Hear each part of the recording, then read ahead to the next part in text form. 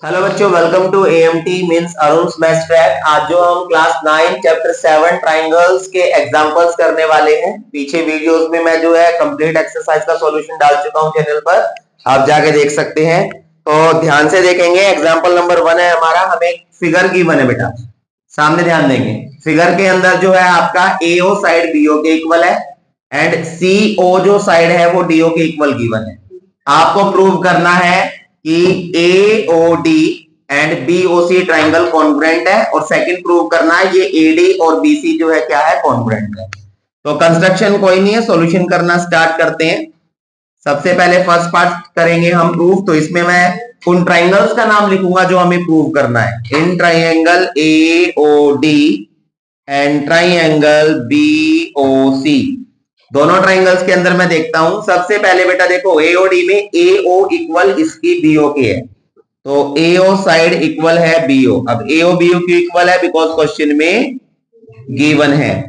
उसके बाद इसका ये एंगल नंबर 1 और इसका एंगल नंबर 2, दो लाइनें इस तरीके से कट कर रही है, तो ये एंगल इक्वल होंगे ना।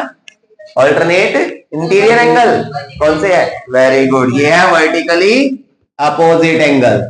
तो यहां पर एंगल नंबर 1 जो है एंगल 2 के इक्वल आ गया बाय वर्टिकली अपोजिट एंगल्स।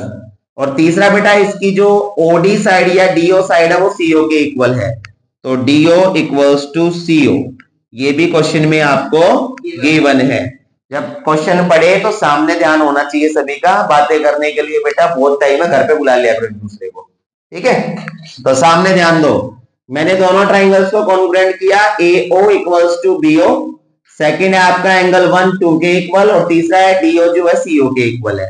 तो साइड एंगल साइड से ट्राइंगल आपका AOD कॉन्ग्रुएंट हो गया BOC के बाय साइड एंगल साइड। समझ में आया ये सभी को? Yes sir. ठीक है बेटा। अब सेकंड वाला जो पार्ट है मैं देखता हूं। देखिए, अगर बच्चों यहां पर आपका ये ट्राइंगल दोनों कॉन्ग्रुएंट हो गए हैं, तो क्या इस वाले ट्राइंगल का एंगल नंबर 3 और ये इसका एंगल नंबर 4 इक्वल हो जाएगा भाई? सिटी यस सर, हो जाएगा ना। तो यहां पर एंगल नंबर जो 3 है आपका, एंगल नंबर 4 के इक्वल हो गया। क्यों इक्वल हो गया? Bye CPCT. ऑल्टरनेट कहां से हो गया? ये ऑल्टरनेट तो तब होता ना जब यहाँ पर ये पैरेलल लाइन गिवन होती। Yes sir. पैरेलल तो हमें प्रूव करनी है बेटा, सामने ध्यान दो, थोड़ा सा सीरियस हो गए। तो यहां पर हमने बाई सीपीसीटी एंगल नंबर 3 को एंगल 4 के इक्वल कर दिया। और जब मैंने एंगल 3 4 को इक्वल किया तो कुछ इस तरीके की फिगर बन के सामने आई। ये एंगल नंबर 3 है, ये एंगल नंबर 4 है, आप देख सकते हैं, है ना। Yes sir. जेड बन रहा है यहाँ पर, और जेड कहां पर बनता है? जब दो लाइन पैरेलल हो। तो मींस हम लिखेंगे so angle 3 and 4, angle 3 equals to 4 completed the property of alternate interior angle। अब इसने alternate interior की प्रॉपर्टी पूरी की है, तो ऑल्टरनेट इंटीरियर की प्रॉपर्टी पूरी हो गई है, तो इसका मतलब जो ये लाइनें कैसी हो गई? आपस में पैरेलल हो गई। Hence AD parallel to BC। तो यहां पर जो है आपका सेकंड वाला पार्ट प्रूव हो गया जो आपको करना था। समझ आया सभी को? Yes sir. कोई डाउट है तो पूछ लीजिए दोबारा। क्लियर है गर्ल्स बॉयज? ठीक है बेटा। अब नेक्स्ट वाले जो है एग्जाम्पल पर आते हैं हम। Example number 2। एग्जाम्पल 2 के अंदर बोला गया है AB is a line segment and line L is a perpendicular bisector of point P lies on L, जो L के ऊपर पड़ता है। शो करो कि P is equidistance from A and B। Okay, देखिए क्वेश्चन एग्जाम्पल में जो दिया गया है वो थोड़ा सा डिटेल्ड आपको समझाया गया है। मैं दूसरे तरीके से कराऊंगा, थोड़ा सा ध्यान से देख लेना आप।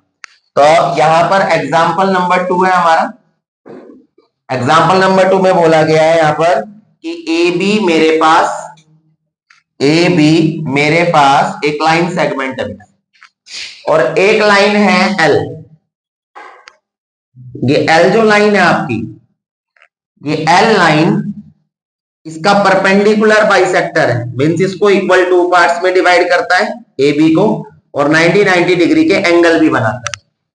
तो आपको प्रूव करना है कि एक पी पॉइंट है इसके ऊपर, एल के ऊपर पी पॉइंट। तो ए से पी और बी से पी ये दोनों साइड इक्वल है, प्रूव करके दिखाइए। क्वेश्चन आया समझ में? Yes sir. तो सबसे पहले जो है बेटा आपको यहां गिवन लिख लेना है। गिवन में हम लिखेंगे कि A B is a line segment and L is a perpendicular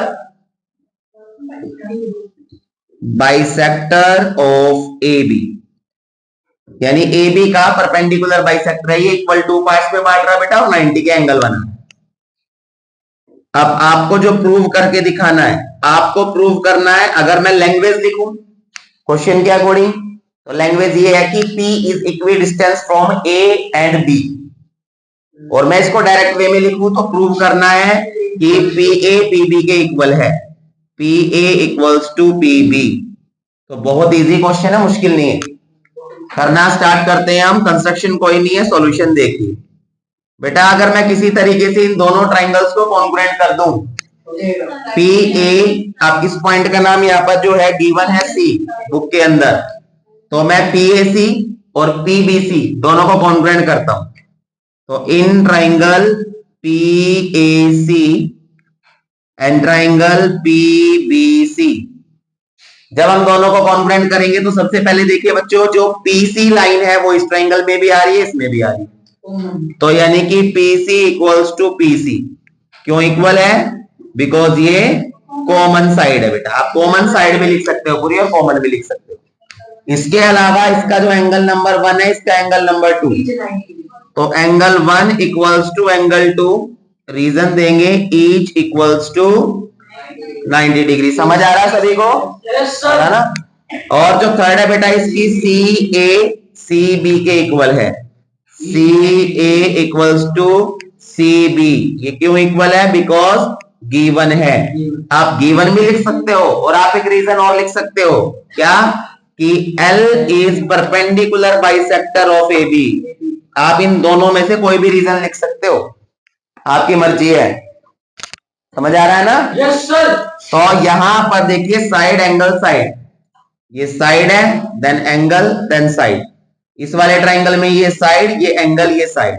side angle side से ट्राइंगल PAC कॉन्ग्रुएंट हो गया ट्राइंगल PBC के बाय साइड एंगल साइड। और अगर बेटा ये साइड एंगल साइड से दोनों कॉन्ग्रुएंट हो गए तो इसकी PA साइड PB के इक्वल आ गई by CPCT। So PA equals to PB by CPCT। Hence proved, यही आपको प्रूव करना था। आया क्वेश्चन समझ में? Yes sir. सभी को? Yes sir. कोई डाउट? ओके, एग्जाम्पल नंबर 3 देखते हैं, फटाफट देखिएगा। तो एग्जाम्पल नंबर जो 3 है बेटा आपका, एग्जाम्पल 3 के अंदर जो गिवन है, क्वेश्चन में बताया गया है कि line segment AB is parallel to another line segment CD। तो साथ साथ लिख भी रहा हूं, फिगर बना भी रहा हूं। ये आपका AB लाइन सेगमेंट है बच्चों, ये आपका C और D लाइन सेगमेंट है। और जो क्वेश्चन में गिवन है, आपको गिवन है क्वेश्चन में कि AB is parallel to CD। AB is parallel to CD or is the midpoint of AD। आपको बताया गया है कि जो AD लाइन है, अब AD लाइन कौन सी है? A को ज्वाइन कर दिया D से तो AD लाइन बनी, और इसका मिड पॉइंट है O। इसका मिड पॉइंट O है, मींस ये वाली साइड इसके बराबर गिवन है। ठीक है, तो आप लिखना चाहे कि O is the midpoint of AD। Mid point है AD का। इसके बाद क्वेश्चन में आगे गिवन है जी कि आपको दूसरी लाइन जो बनी हुई है यहाँ पर CB, और CB जो है वो बच्चों O से पास हो रही है। CB जो है वो O से पास हो रही है। आपको टू प्रूव, जो प्रूव करना है,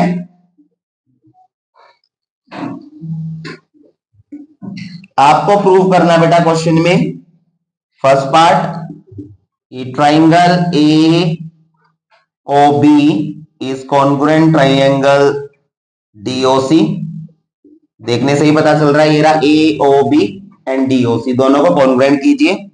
इसके अलावा O is also the midpoint of BC। Second prove करना है कि O is midpoint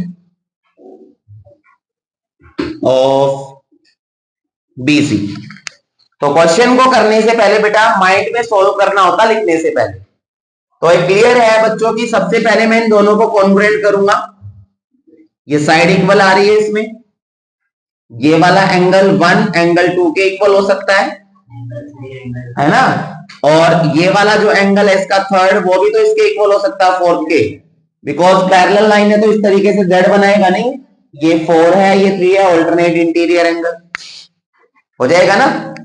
तो साइड एंगल से ये हो सकता है। दूसरा, अगर ये दोनों कॉन्ग्रुएंट हो जाते हैं तो बाई CP/CT CO BO के इक्वल हो जाएगा, और CO BO के इक्वल हो गया तो इसका मतलब O मिड पॉइंट हो जाएगा BC का, हो जाएगा ना। तो करना स्टार्ट करते हैं, मुश्किल नहीं है question. First part, in triangle AOB and triangle DOC, उन दोनों ट्राइंगल्स का मैंने नाम लिखा जो हमें यहाँ पर कॉन्ग्रुएंट प्रूव करनी है। अभी देख लेते हैं एंगल साइड से होगा या नहीं होगा। तो यहां पर जो है सबसे पहले मैंने लिखा है इसका एंगल नंबर 3 एंगल 4 के इक्वल है। एंगल 3 इक्वल्स टू एंगल 4, क्यों इक्वल है? By alternate interior angle. Alternate interior angle है, वो Z बना रहा है ये।